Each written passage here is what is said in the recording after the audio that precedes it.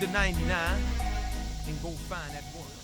This is the Get To Free Press, and I'm George Boston Rhymes in Valdosta, Georgia, also known as a shock reporter. I'm called the shock reporter because of what was posted on Facebook's Kendrick Johnson Race Hoax channel.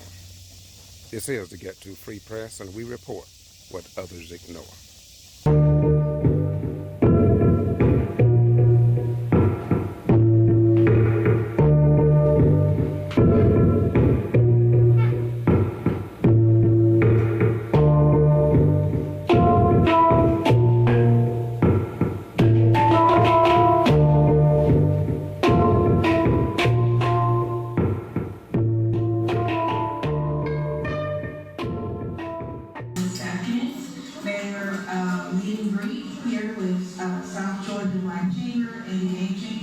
I would like to invite Dwayne Johnson to do a warm welcome for everyone. Testing, thank you. We're not about to step out, but we closed that door just in case it was a glare. But nonetheless, my name is Dwayne Johnson. I serve as the president and CEO and founder for the Southern Georgia Black Chambers. Today with us on our team, we do have our VP of Programs and Events, Ms. Kimberly Grissom-Dixon. We have a brother that's doing all of the hard work back behind me with the audio equipment, Mr. Adrian Dixon back there. He's our VP of Media Services. We have our VP of Administration, Ms. Nikisha Fitzpatrick, as well as last but not least, right, team, make sure that I'm not missing anybody other than Mr. Rico Ramsey, Mario Ramsey, Rico, for those that know him in the city. He is our VP of Operations, pretty much my right-hand guy there. Also, I want to recognize that we have a board member for the Southern Georgia Black Chambers in the room, which is Ms. Hope Brown. Hope, welcome. Hope, the realtor, CSR. And so we definitely want to make sure that we acknowledge those that have come to support. And last but not least, I want to make sure I recognize the AKAs and the alphas that are here today. Give them a round of applause, please. A couple of different reasons on that. One, they jumped to the table, no pun intended, but they jumped ahead and contacted us to say, we want to help you lift this off successfully, and they provided the refreshments. And that's not a little task. That's a task that we don't have to try to coordinate. So it's a huge help, and we're grateful for that when we can have an assistant partnership with any organization, and they see our mission and they want to align with that. The other reason I want to make that an important piece of information is that because I also am a D9 Divine 9 participant, I'm a member of Omega Psi Phi Fraternity Incorporated, but I also wanted to basically acknowledge the camaraderie across the colors. And that's very important in this day and age where we're not just stovepipe working in different silos, but we're actually working together. So as I said to Ms. Brown with the AKAs, that this is definitely a monumental step for us to do things outside of the colors, but to showcase the colors, but at the same time show the city and others that we are, in fact, like our t-shirts say, stronger together. All right? And finally, I want to thank our candidates that are here today. Please give them a round of applause.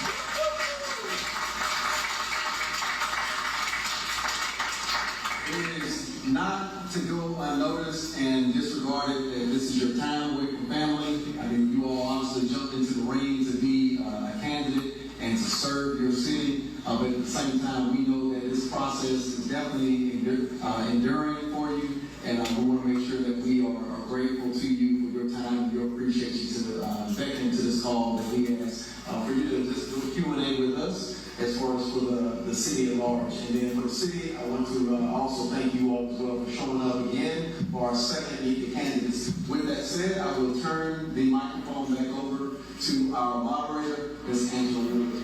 Thank you. So first, we're just going to jump right in. We're going to ask the candidates the intro. If you can make the intro brief to each candidate. And how we're going to do it this time is each category, for instance, the mayor category, at large, I'll do one every other question, so we just won't sit there and we wonder when it's time to go. Okay? All right, so Chief Wright, could you introduce yourself? Good afternoon, everybody. I want to thank the South Georgia Black Chamber again for this opportunity. I don't think it robbery to be here. I must say I'm disappointed that the incumbents are not here. That needs to be noted, that they are not here. But I'm G.B.R. Rice. I'm retired fire chief, City of Valdosta. I served 35 years in the fire service, the last 18 of which as your fire chief. As I retired from the fire department, I spent 4 years teaching high school at Valdosta High School, and I have a strong desire to be the next mayor of the City of Valdosta.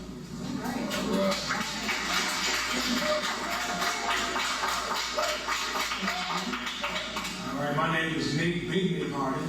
I am a business owner here in Valdosta on a Big Nick's on Main Street. Also, very, very active in the community from every aspect of the community.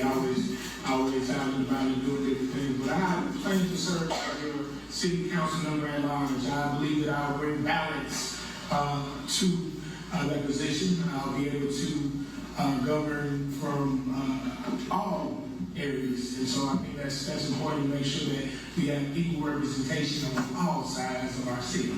And I definitely look forward to bringing some new ideas, also to make sure that our businesses thrive. You know, the small businesses are strong, and that's what we need to strengthen those businesses. And so I'm so thankful to be here. Thankful for the South Georgia Black Chamber for allowing us to have this event. And I look forward to serving you as your city council member at large. My name is Alvin Payton Jr., born and raised in Valdosta. I am retired from Wiregrass in the administration. I'm Vice President of Community Affairs and Minority Recruitment. I'm married to Linda, a retired kindergarten teacher, and I have served on City Council before, in District 4. And it's a different mentality when you're serving as a district representative than at large. And hopefully we'll get into that as we go further. But I have the political experience to get the job done. I have the political experience to build the relationships. And on the card in your seat, if you notice on there, I put a couple of things. I'm just going to point out one. And I'm a former Pineville Tiger.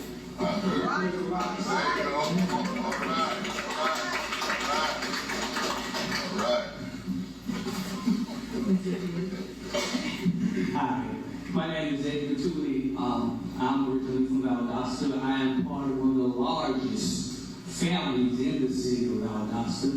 I served in the United States Army in the reserve for 23 and a half years where I retired. I also was a fire inspector for the city of Valdosta Fire Department for 18 and a half years. I currently work at the greatest high school in America, Valdosta High School, where I serve as the SSRO.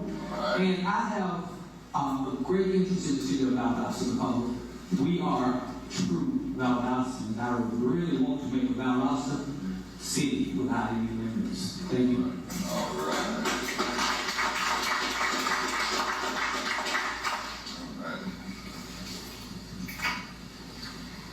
My name is Fallon Harris, and I was born and raised in the city of Valdosta. I have associates in my business management. I also have businesses, several businesses in Valdosta that I run and operate on a daily basis. I'm here to just strive to make a difference for the city of Valdosta, to bring the community together, to make a change in what we have going on, to bring us more in abundance in what we're trying to strive for in the communities that are lacking in different areas. So that's my.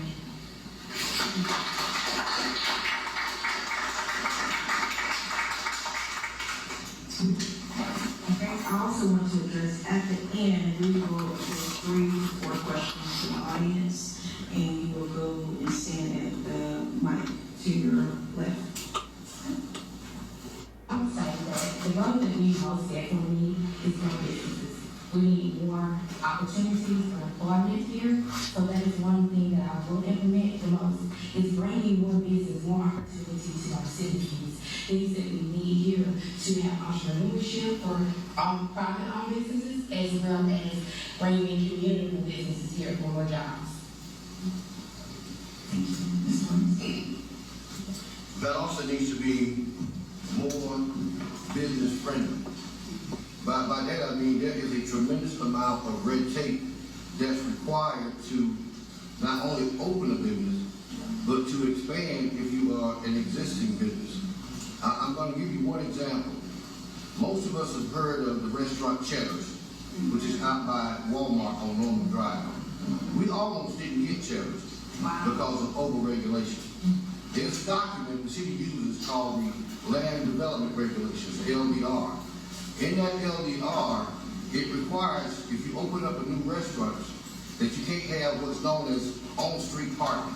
In other words, you're not allowed to park in front of the store. When the folks from Atlanta came down to talk about opening Cheddar's, they noticed that the regulation said they couldn't have parking in front of the store. And the owner said, I can't open my business like that because if people ride by and don't see cars, they'll think my business is no good. So he had to go in front of mayor and council and ask for a special exception for that rule. So that's a rule that needs to be done away with when you prohibit businesses from locating in your town because of over-regulation. So as mayor, the first thing I'm going to do is we're going to revise that LDR where Valdosta is more business friendly.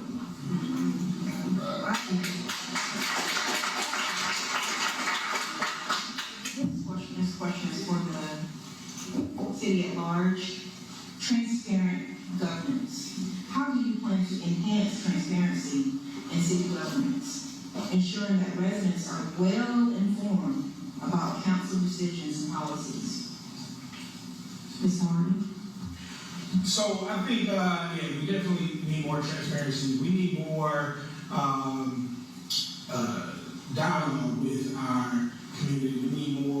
We need to meet folks where they are. A lot of times, we need more town hall meetings. We need to go to those different districts, make it more accessible, make us, we can use different avenues. For instance, we have these cars that go around with Valdosta on Demand, right? We should use Valdosta on Demand. Those are billboards themselves. We can put digital signs, we can put boards, we can do all kinds of stuff to get the word out. We need to give things to our people. Because right now, it's no use if it's just stuck inside the city hall. It just makes no sense. So things like that, transparency, we need to make sure, because everybody's not going to go to a meeting on Thursday, this time will happen. On Tuesday, it's just not going to happen. Look what we got here. It's the same people from last time. So we got to figure out creative ways to disseminate this information. Got to get it out. And I believe that I have some ideas. If I can't do nothing else, I can communicate with people. But I can advertise. I'm good at that. So we want to make sure that the folks know what we're doing. Right.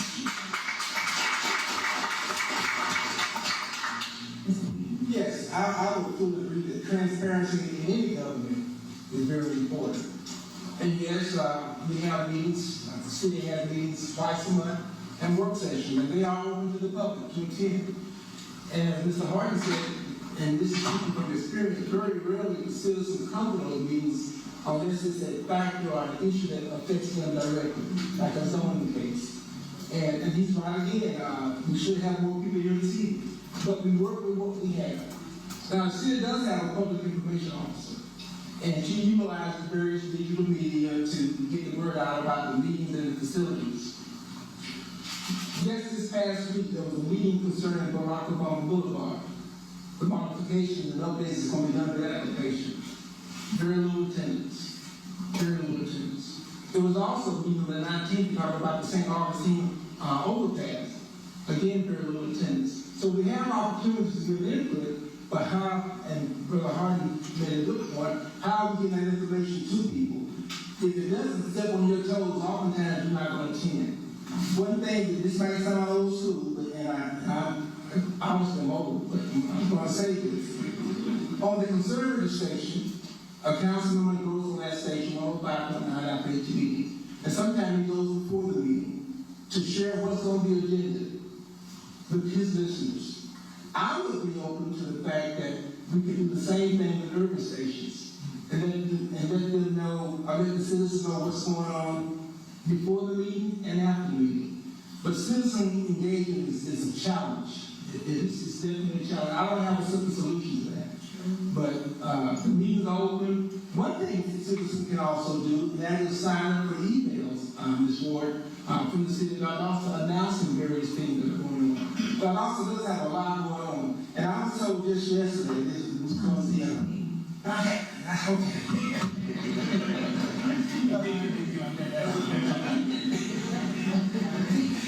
don't even have to talk about talk. 2 minutes. 2 minutes. Okay. I can do that. My solution is communication. We got to find, well, we have the ideal way of communicating to the citizens of Valdosta about what's going on. Everybody here in the city gets a bill. Why not put a publication in that bill? Because there's no reason that the people on the south side, or the west side, east side, does not know what's going on. Why did it take almost 2.5 to 3 months for us to realize why they wasn't completed or working on Front Street down by Hudson Dock? If we were to communicate with that to the citizens over that way, we wouldn't feel so left out of city government. So my recommendation is that if we place a flyer in everybody's water bill, we have better communications with our citizens about us. Thank you.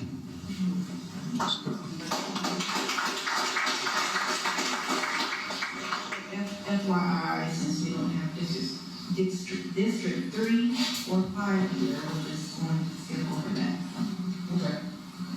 So going back to the mayor candidate's question, community unity. Valdosta is a diverse community. What strategies will you employ to promote unity and understanding among various cultural and social groups?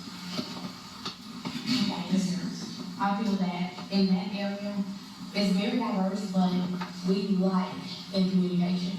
Again, communication is something that we need to make the diversity spread worldwide for Valdosta. The communication should not just be on a basis of mail, or even we got to think about our older people. They don't check email. Some people don't even open their mail. So we got to find a way for bringing more to Valdosta, bringing more to the community, so that we can get the word out and spread it multiple ways. We can't just say, okay, mail and email. We got to think about the elders. We got to think about the younger people. Those are our future right now. So therefore, in the university, we have to do a widespread diversity. We can't just stay impacting one area. We have to spread out. We have to find various ways to move around the city in every area: east side, south side, north side, west side.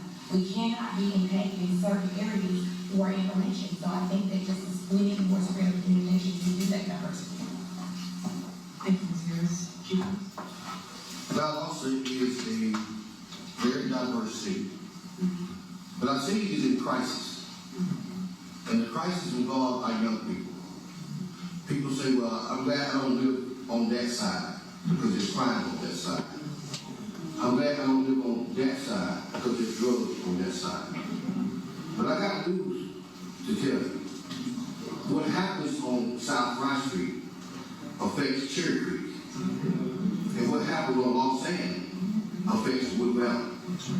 There's only one Valdosta. And the key to our success as a city is in our youth. We have got to do something to help our children. Our children have 2 issues that they are less prevalent in dealing with. One, high unemployment, no outlook for the future, and mental health. They're dealing with some issues that nobody wants to address. Everybody wants to put their head in the sand when they should be doing something called leadership. One thing I'm going to do as your mayor, my top priority is to create a job training program for our youth. Our kids need to be exposed to jobs they never thought they could get. And I tell people all the time, everybody don't want to go in the military. Right. Everybody can't go to college. Right. but anybody can work. If we expose our children to jobs they never thought about getting, maybe we'll see a decrease in our crime. Having a gun buyback program, that's fine. Having town hall meetings, that's okay. But you got to do something to give that child some hope. And nothing's going to give that child hope. Because if you want to change a child's behavior, change their environment.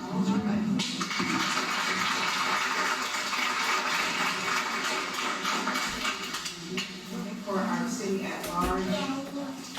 our city at large candidates, affordable housing, accessible housing is a concern for many residents. What steps will you take to address affordable housing issues and provide housing options for low to middle income families? These are the candidates. I go first, yes. When I ran for office the very first time, one of my campaign slogans was, rent if you must, but buy if you can. And I'm still a strong advocate that home ownership is the way of building wealth. Now, how do you encourage people to buy homes? You're going to have some type of income to support that. And I have to keep relating back to when I was on council with real examples. There is something called private-public partnerships. And in that private-public partnership, the city provides abatements, types of abatements to the investor, with the understanding that houses will be made available to low-income individuals at a decreased rate, and a certain percentage of those houses will be available. And that was in multi-family housing. It wasn't with single-family, standalone houses. But one way I think we're trying to address that, because I had a partner tell me the other day it costs more to rent than it does to buy. And so, those are tough questions. I know if you rent now, that's forever. But if you buy, one day, that's going to be yours.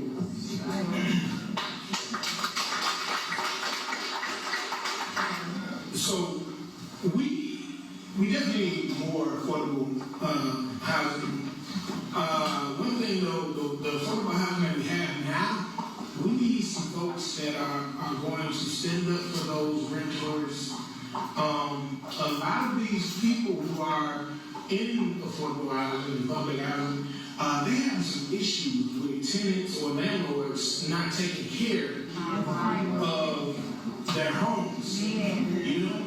And so they're paying sky-high rent and not getting service, not getting anything fixed, anything repaired. So we need to definitely look into different ways to regulate some of that. You know, I hate to be so, all the folks stuff, but we gotta do something, because right now,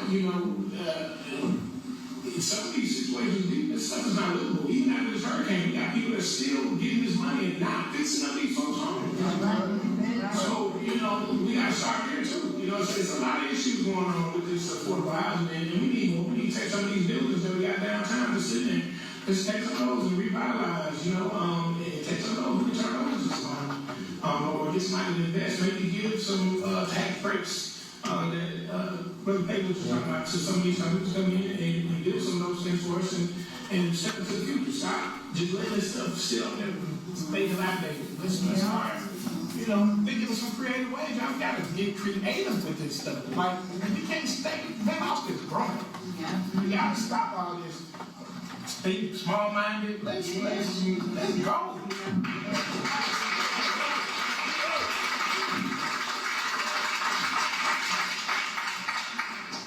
My answer to that would be, the city is already proposing a mixed income housing project on the south side. This year it's going to include low and moderate income housing for families.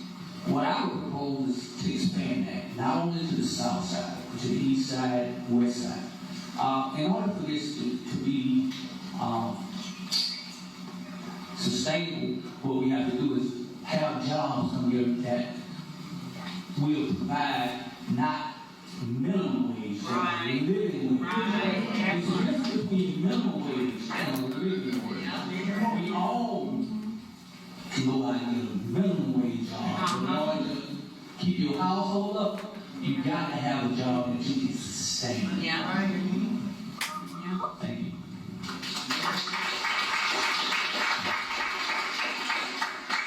Next question will be for our mayor candidates. Economic recovery. In light of recent challenges, how do you plan to boost the local economy, support struggling businesses, and create new job opportunities in Valdosta? Chief Rice. Here's what we have. This is what we know. Valdosta is an opportune city for growth. There are things already in place, like infrastructure, our airport. We have the third longest runway of any airport in Georgia. Why is that important? I know people want to get more airlines to come to Valdosta. Think about cargo planes, like UPS and FedEx. They're trying to land in Hartsfield Jackson. It takes them 40 minutes to circle before they can land. They can fly 35 minutes south and fly to Valdosta and land when they want to. Do y'all know that we have a runway that's longer than any runway in Tallahassee? In Tallahassee really did that very same thing. They got FedEx to bring cargo planes to Tallahassee. So now you can land a cargo plane in Tallahassee. Surely you can land one in Valdosta, but I don't know where. Our railroads. We have two major railroads in Valdosta, CSX and Norfolk Southern. They can service the ports of Savannah, the ports of Roanoke. The port of Savannah is the largest container ship port on the East Coast. It's busting at the seams. What the Cargill, Georgia do? They convinced the Georgia Port Authority and the Georgia Industry and Trade Commission to build a rail line from Macon to Cargill so they can put those cars and come in on those ships on the train and bring them to Cargill and disperse them from Cargill. You don't have to build a railroad in Valdosta. You already got it. So why can't we go to the Georgia Ports Authority and say bring some of those cars to Valdosta? Two U.S. interstate systems, two of the busiest in the country. I-10 that runs from the Atlantic Ocean in Jacksonville to the Pacific Ocean in Los Angeles. I-75, which runs from Miami to Canada. You can cross the entire United States from right here in Valdosta, Georgia. Those are jobs. I'm going to come back to this, but I'm going to finish that.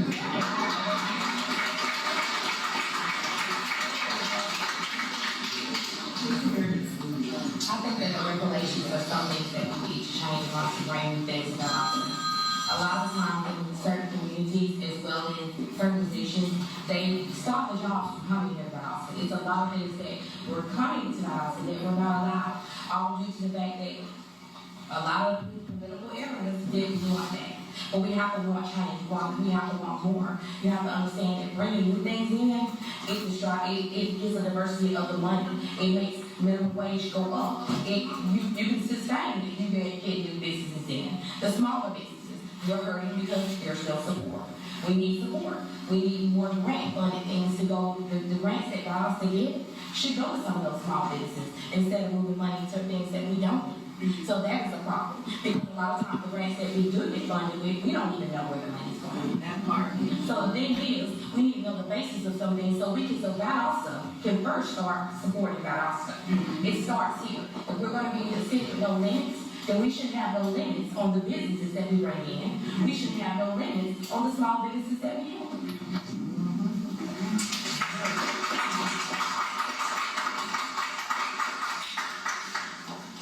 This is for the city council at-large candidates. Youth engagement. How will you engage with Valdosta's youth population, ensuring they have access to educational, recreational, and cultural opportunities within the city? Let me answer that first. The city of Valdosta have certain programs for our youth. What we need to do is expand it. But in order to get these youths to come out to these programs, my biggest thing first is we must make them feel safe.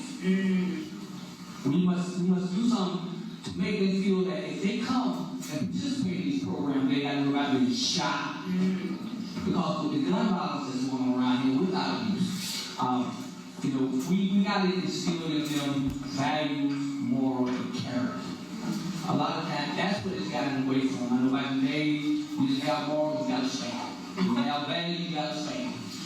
But with the youth of today, you got to stimulate their mind. You got to keep them interested. I see it every day in high school. We have some very, very bright young teachers about us. Like I said the last time, what they do with the cell phone and the computer, I'll make your head speak. So what we need to do is encourage. Have these programs, do some funding. We got Unity Park. Let's have some type of youth festival so that they can come out and see people like us and let them know that, hey, if you stay on the right track, one day you could be sitting up here. I told some of my students today, when they told me they were registered to vote, I was blown away. I told them one day, Mr. Tudor want to be sitting there voting for you. So we need to get them engaged in what we do in the politics about us. Thank you.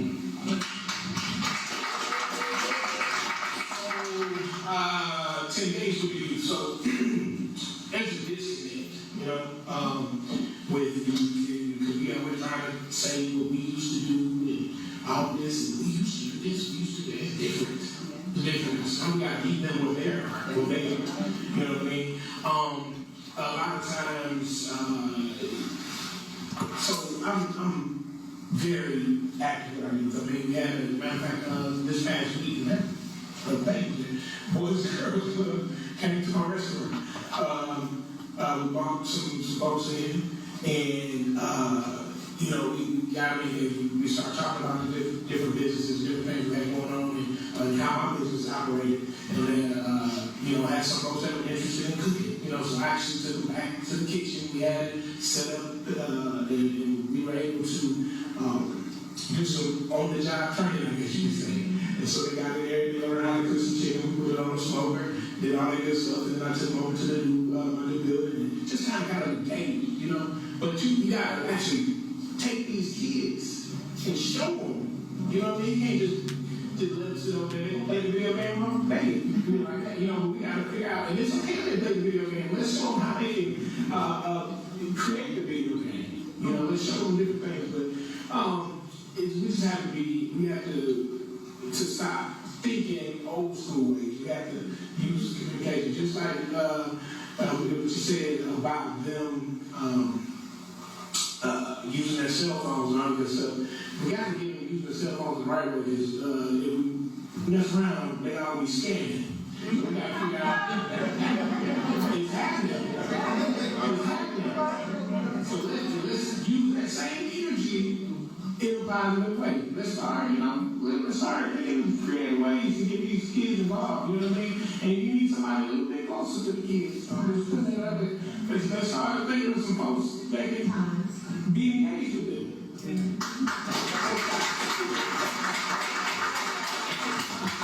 I guess I kind of take a little different approach. I'm currently on the G.B.R with the Valdosta Park and Recreation Authority. And I see, I guess because I went through that route of athletics, I would lead kids through what I call the athletic opportunities. And I guess that's what my passion would be with the sports component. We have many girls and boys basketball teams and football teams and tennis teams and volleyball teams that is put out through the Parks and Recreation Authority. And I was surprised that my students, amount of kids are involved in those programs, but that would be my interaction. Now, I noticed it already has some things going on. The police, if not mistaken, the police chief has something called D5, which is Drug Education for Youth. And as a council member, we would have to work through our chief, our city manager, but as an individual, I could do the Parks and Rec, but as a council member, the interaction can only be through programs that we put in place through the city of Valdosta. Thank you.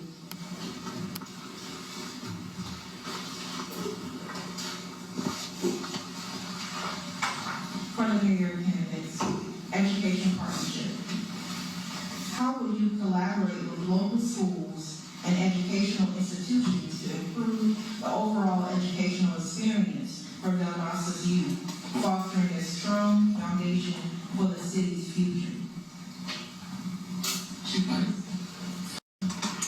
This is more valuable than our children. right now, they're at risk. A lot of kids don't even have access to the internet. And they, when I was teaching at Valdosta High School, I learned that the schools are using very few textbooks.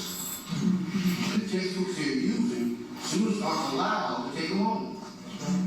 So you gotta have access to the internet. Now, the city should be investing in broadband. The state is getting ready to release millions of dollars for broadband to help this very same reason. We have got to be proactive. We have got to be forward thinking. We got to stop being reactionary. That's what happens to Valdosta now. And because you don't have the vision there to be proactive. I'm going to flip the script just a moment and show what proactiveness is. These 5 trucks you see now, those trucks I designed. And how did I come up with that concept? We was up in Green Bay, Wisconsin, with a committee got put together. And some of you older folks remember the Darting service station used to be on the avenue. One of the Darting boys was on my committee. He said, I know how to push her hair with him. Okay, so just give me a second. He saw the trucks I wanted to buy. He said, Chief, those are great trucks, but they're too much truck for Valdosta. Now, so the problem you have is you don't see things that I do. You see Valdosta as it is now. I see Valdosta what it's going to be in 20 years. And that's what I look at. And having have access to broadband services is going to be key to it. Okay. So that being said, I'll back on what I said last time to the forum for education.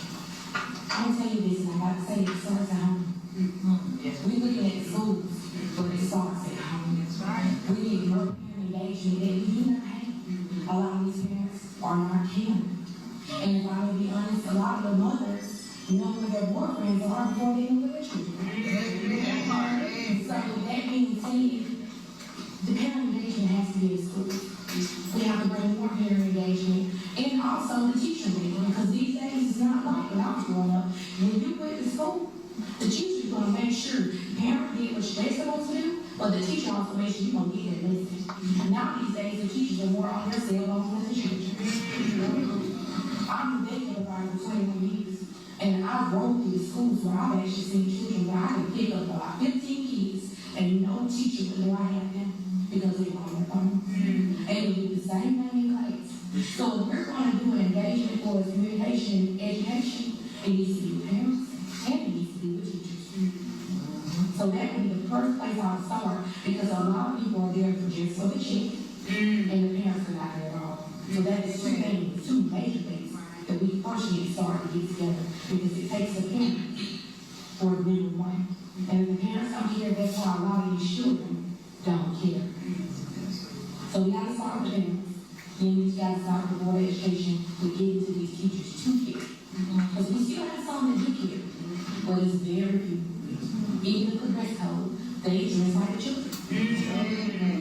So therefore, it's some things that need to change, but it needs to start with the top first, and then we get to the children. Thank you, Ms. Harris.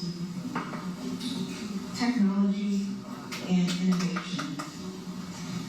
In the digital age, technology plays a vital role. What plans do you have to harness technology and innovation to improve city services, communication, and civic engagement? I know that, and we've been talking about communication throughout. There's been a theme from everybody. We definitely need to think 20 years ahead. The city is definitely, it's a lot of things I think we can do with technologies and use, how to leverage or advocate for us to use our platforms and use some of our information officers to be able to use, the state of the times. Right now, these kids are younger from they're on TikTok, they're on Facebook, they're on Instagram. We need to be engaged. We need to do that, be creative with those platforms that we already have. On top of that, you can't forget about those folks who use copy email. You definitely need to do a campaign to make sure that those folks are engaged to keep them going. Because you can't forget about folks. I mean, and unfortunately, not unfortunately, what is unfortunate? Snail mail still exists. You know, it still exists. And so we need to make sure that we are using things like for instance, Tookie was just talking about how we can put inserts inside of your bills. Well, we did that. I served on the board for when we got the money from ARPA to put that money out to the small business owners. Well, we used the bill format. We actually put the insert inside of the bill. We got a lot of feedback from that. And so it's still is good. So let's use some of the technology that we have and just add on to that. Let's just continue it. You know what I mean? We just gotta use it. That's the key. You gotta use it. That's the most important part. Use it.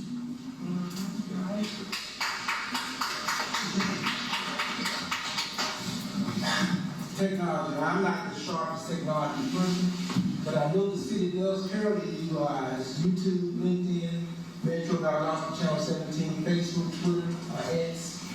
And those are all good ways of communicating, and I don't deny that. But I believe, and I would want the city to consider as a council, because one person doesn't implement anything. I mean, we can say that, but you still gotta have 3 people go along with you. But I would like the city to consider, even if it's on a trial basis, and that is PSAs on local radio stations. I still think that's one way to target a specific audience, and that audience are those people that maybe don't utilize their phone. I was saying before I talked too long, at the polls yesterday, one way to talk to me because the Apple did a pipeline prison presentation at the Austin Middle School. And I was asking her, how can we get more people to come out? Because we sent out flyers into the school. And she said, Mr. Payne, what you need to do is utilize Facebook and Twitter. But I said, we trying to get the parents to come in. And so there's no, I think you have to spend money in all forms of media to get people to come in. Myself, yes, I take that off every time. I know I might be on money to take it. But the point I'm trying to make is that's still a form of communicating. And I think you touched on the fact that older folks might not use Twitter. I don't use Twitter, I probably should.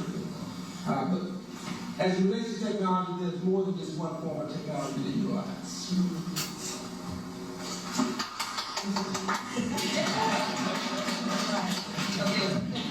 We're talking about technology improving so that we can do better in the city. Everybody basically has a cell phone. We should create some type of system, just like an Amber Alert, that if something is going on that we need our citizens to know, we can put it on our cell phone. If you ever notice, like they work on the system now, people did not get notified by hurricane.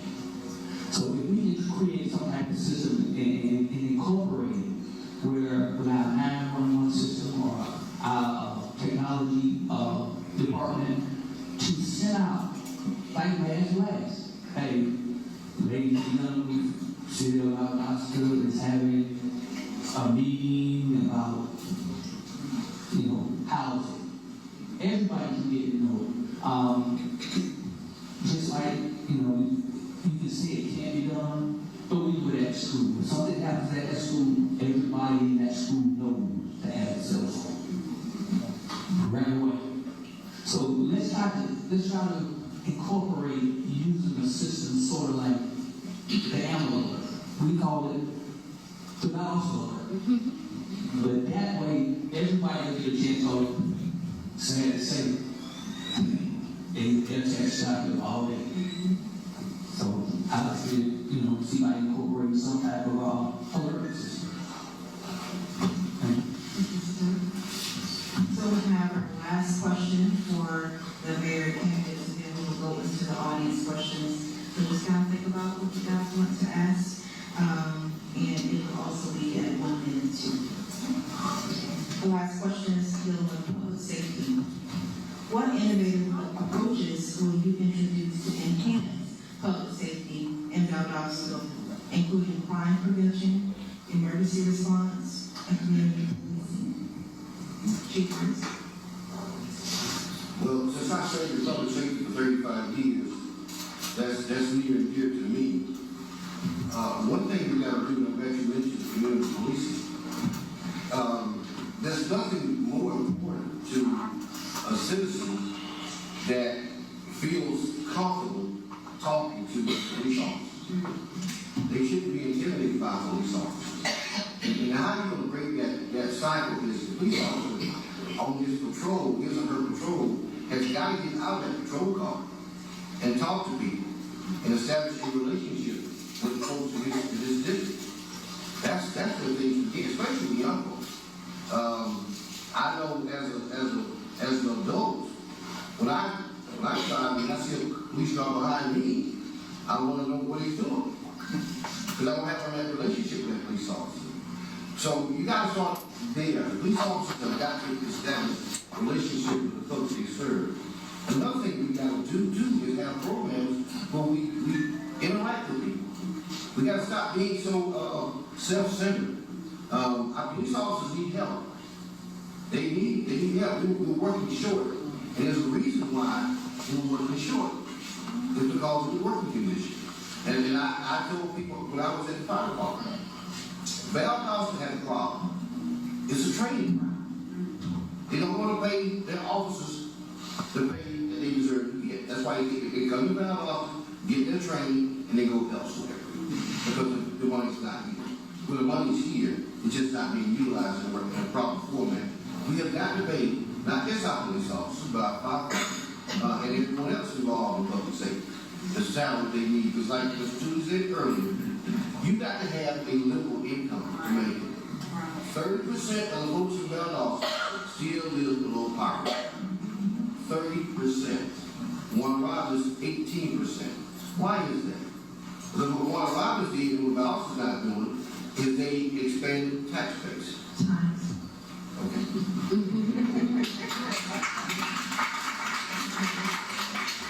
Public safety. Police officers, what I have to say about that, I'm trying to squeeze this out in 2 minutes. They need to be more human, but they also need to be more respectful. They need to go through training how to treat certain people, how to be diverse, how to be approachable, because that's why many people of color, many children have an issue or a trust level with police. So that is something that needs to be established first. Even in training, it needs to be established that respect goes to everyone. Or yes, public safety, force guns, everybody knows we have a problem with our lethal guns. There's nothing new, and it's getting worse. And now that they passed that law that everybody can get one without a license, it's even worse. So for me, yes, I believe in buyback, as I said last time. We put our money in everything in the community. Why not buy the guns back off the streets? Why not allow them to walk in children, felonies? Don't ask any questions. Buy back. You buy back things that we shouldn't be buying for the community anyway. Do something that's going to help the community. It's to lower the crime rate. Buy the guns back. Get them off the streets. And really, truth be told, some of them are stolen, so get them back to their truthful owners. You know, you want to start crime, start somewhere. Every child or anybody on the street, they like money. People like money in general. So, buy back. Don't ask them your name. Don't say what charges do you have. Take the gun, set up a place. A lot of people don't want to go to the sheriff department. They don't want to go to the Valdosta police department because they don't feel comfortable. And when they go and you're trying to sell your gun, you don't want to be asked all these questions because you got to turn around. So let's make it easy to get these guns off the streets. We buy everything else, and a lot of truth be told, half of the community don't know where the money's going for Valdosta. So at least we'll know where it's going. Bye.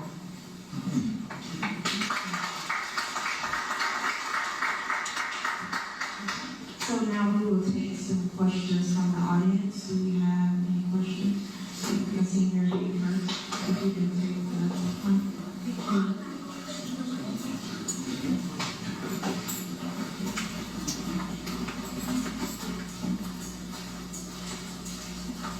Good afternoon, y'all. I'm going to start with a statement. All human suffering is a policy decision. Okay? Let that soak in. Because I ain't going to take long for my question. Okay. It's no secret that we have a lot of underserved communities here in Valdosta. Specifically, I'm from the east side of Valdosta. I've got friends and my family's from the south side. A lot of us know the east and the south side have a lot of abandoned properties. And if we're talking about money, let's say on the east side, if you want a job, you don't have any options besides fast food or working some chicken joint. What are we going to do to bring wealth to these underserved parts of Valdosta? Because that is the only real answer to crime. Most crime is not because people are genuinely bad. It's because the opportunities are short and people aren't seeing a way out. Can I answer?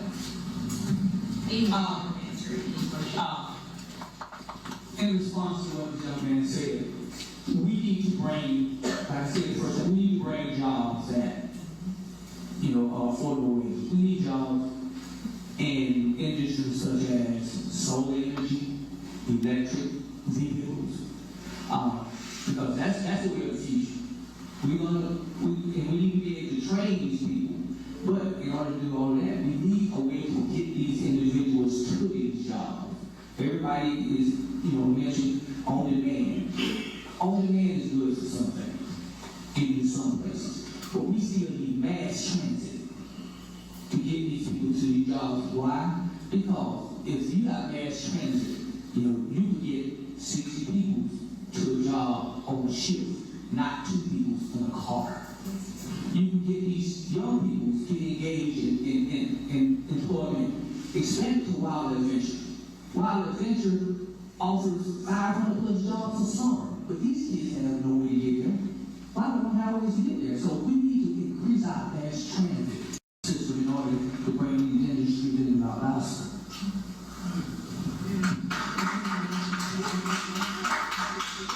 And on this section, to kind of speed it up, to have more people, we'll have 1 minute to ask the question, 1 minute to respond.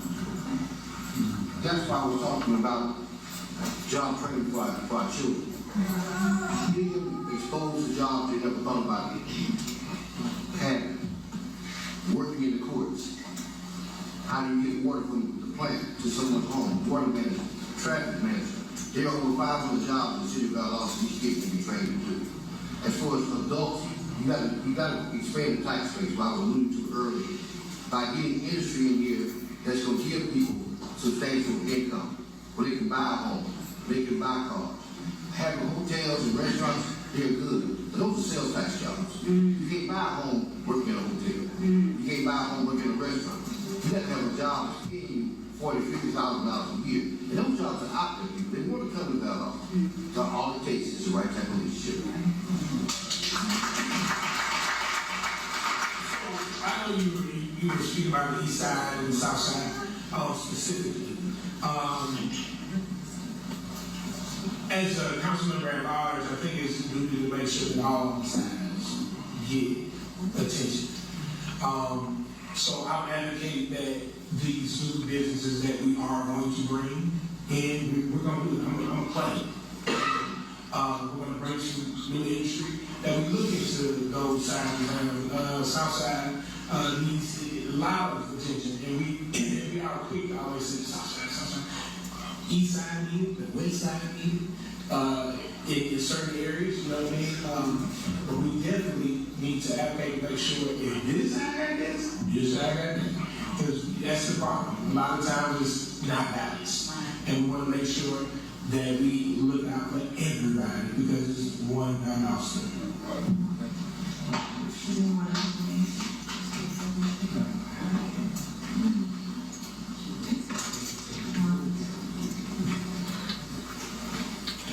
I'm George Boston Ryan with the Get To Free Press News, and I'm traveling across the state and other states.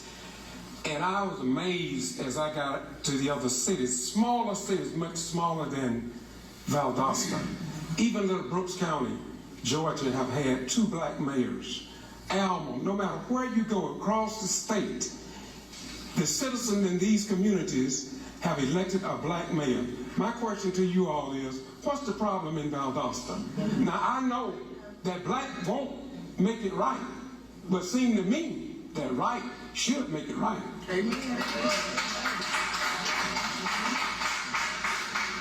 One of the problems I see is that too many people in Valdosta don't want to give folks a chance. And that's all I'm asking for, is a chance. I want you to compare my record against any other candidate who's running for this office, and you'll see G.B.R is the best qualified person for this job. Based on what I've done for the bottom. Now, apathy, people feel like if our vote don't matter, they're going to do what they want to do. And that's true if you don't use it. Right. I'm just asking for a chance to show you what we can do.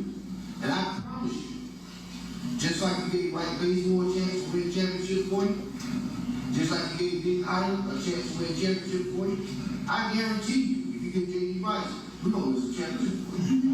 What I'm going to say with that is that being controversial. A lot of blacks, as you ought to know, are too argumentative with each other. If you have more than one candidate that's black, that's running, you can have the other candidates forcing to them, saying negative things. I personally, anybody that supports me, I don't want anybody negative behind me. I want to say vote, regardless if you don't vote for me, whether you vote for J.D., whether you vote for me, as long as you vote. Our biggest problem is that we don't stand together to support anything if it's not the way we want it at this one time. I don't like this person, so therefore, there's no need to see that. We have to be visionary. We have to see that votes count. No vote is a vote, but also whatever vote that you vote is a vote. Work together. When I speak to other candidates, I never speak on another candidate. When I talk to people in the streets, I say, regardless if you vote, vote.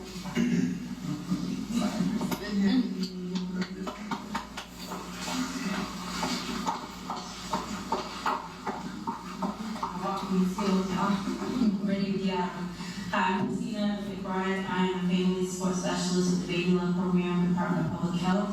My question to the candidates is, how will you use your platform to address and improve the awareness surrounding and to prevent the health disparities in Black maternal and child health and infant mortality in Valdosta?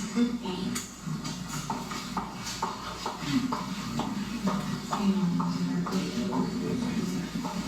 First of all, education. These people we have to educate our people. We have to educate them on the health risks and make affordable health care available. Because that's through a community-based health center where they can get free health care. That's what we need to do. We need to be more, involved in the health of our citizens. Like I said, the mortality rate is growing. For one thing, we are afraid to go to the doctor. We are afraid to go to the doctor. Why? Because we don't want to find out that we have a health issue. My sister was a nurse for 40 plus years. And her thing is down at our community care centers that we have free health care. Down at that center, at South Street. So that's what we need to do. We need to get out in the public, get out into the public and educate.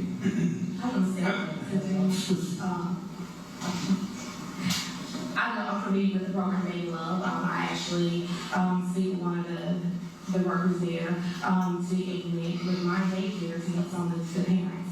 But I do think it starts with the parents first, the health of the children, because I know you all specifically work with women and their children to make sure the health of the children is provided as well as getting transportation with the kids. So I would say more classes, more involvement with the community to help these parents to get what they need, especially younger girls. Like I have a program called Stay in School. And that program for young girls that have children, they're allowed to bring their children to my daycare for free. So long as they keep their GPAs up and I help them with their getting their schoolwork and getting their school supplies. So I think that more of the community helping Baby Love would be great. more informed. You all have plenty of classes. You have a lot involved, and you can have things for me because I need things. So you have a lot of variety of things. It's just that the community doesn't really know how they want to help. So piggyback on that, specifically Baby Love, and I've been fortunate to be able to work with Baby Love in the fatherhood program for the last, years. And I think a big part of it, and I'm going back to it, communication. We need to make sure that we stand behind these programs. We have a lot of programs already that are here that we just need to get out to folks. Like Baby Love is an amazing program. I mean, any from breastfeeding down, which is important right now. Some of these mothers, they can't afford to go and buy, different products. Breastfeeding is a good option, but they need to be taught. They need to learn. You know what I mean? Some of these folks don't have mama and grandmama, big mama, and them children no more. So they need some of those, some guidance. They need pampers. They provide the fatherhood program is amazing. And but we gotta get the word out for a lot of the programs that we already have. That's a thing. We have some of these things. We just need the vehicle to get it to people. Also,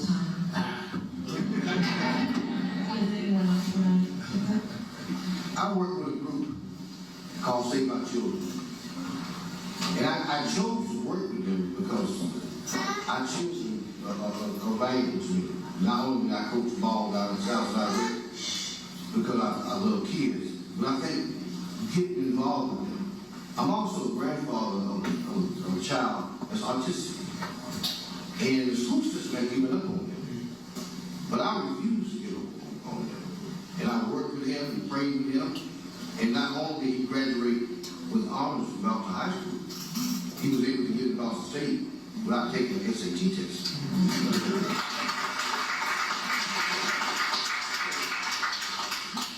We have got to get involved with our kids. We got to first stop being ashamed to say there's something wrong.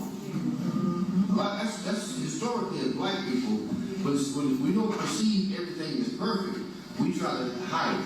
And we have got to admit, look in the mirror and admit we've got problems and address those problems. Does anyone else want to go? Okay, we have room for one more question.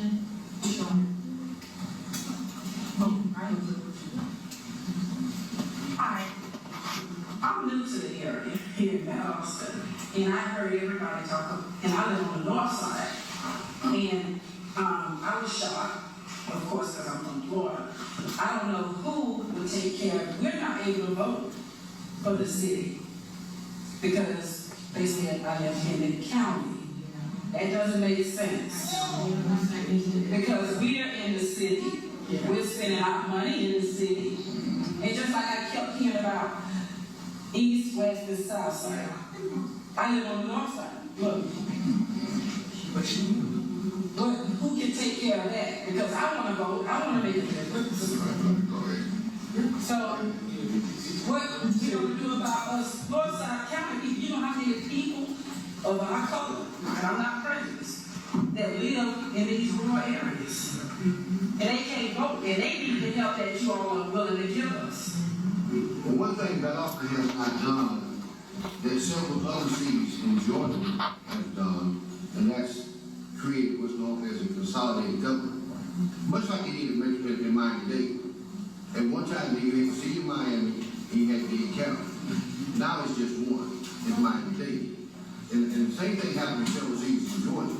With you have Athens, Clark County, Macon, County, Columbus, Muskogee County, Albany, Georgia County. So there's a lot of cities in Georgia that have done that. But what Valdosta has not done, Valdosta has not been progressive. If you look at the mayoral race, right, when you look at the race we're all in now, you don't have to declare whether you're Democrat or Republican. And that is that way by design. Because Valdosta is overwhelmingly a Democratic city. So if you have to declare your party, the Democrats will be in office all the time. So you run nonpartisan. That way you don't have to worry about it. We got some issues, underlying issues we don't want to address. I'm giving you 10 seconds. We have got to look things in the face and change the way we operate.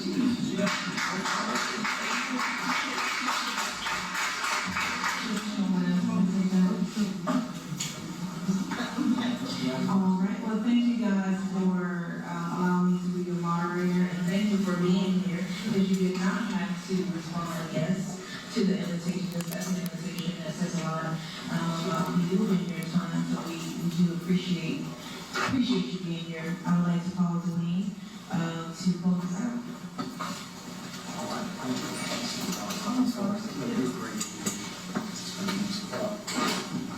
All right, well, thank you again for everyone for being here this evening. Again, thank the candidates, thank you as attendees. Very insightful discussions. Thank you for the education, thank you for your heart for the community as well. Then I also thank the participants here from the city. You are definitely interested in the process, you're interested in change, interested in progressing within our city, and want to make sure that we continue to have platforms like this along the way. So as I was speaking with our VP of Operations, we want to make sure that whomever from this panel is in office, and even the ones that are not here today, we want to make sure that you include the Southern Georgia Black Chambers as part of your strategy as far as bringing this network of individuals, resources, and bringing business to this location in that strategy as well. So we appreciate you being here and like Angela said, taking on the offer of being here today. I also want to recommend everyone, part of the communication that we do as well from a chamber standpoint is located on the back side, the blue side here. If you actually were to text that code, SGBC events, all one word, to the number 229-216-7598, you would basically be included in our prompts that go out as far as the text blast to be notified when the Southern Georgia Black Chambers is actually putting on events or having a call that is open to the community. So that's our way of giving back to say you don't have to be a member to be educated about what's going on as far as business opportunities. Just this past Monday, we had a very informal and engaging session with BSU. Dr. Driscoll at BSU in the business management department, she put on an e-commerce summit, basically how to get your business to the next level using e-commerce and even AI-assisted tools. That's something that we want to make sure the community is aware of. If you're a business owner, if you're an entrepreneur. So basically, keep us in mind also when we're talking about solutions when it comes to entrepreneurship and business in the community. So thank you again, and thank you again for the AKAs and the alphas, for providing your instructions. It's home. All right. So thank you very much for your questions, audience. We can have the candidates take a quick picture and close it out. Thank you guys. Drive safe home. After the candidates have taken their picture, if you want to talk to them, you may do so at that time. Please stick around and feel free to ask your questions for your candidate. Once they finish your picture, feel free to come up and talk to them and ask questions. In the meantime, please grab refreshments. The AKAs did such a great job providing refreshments, so go ahead and partake in refreshments as we wait for the candidates to come talk to you.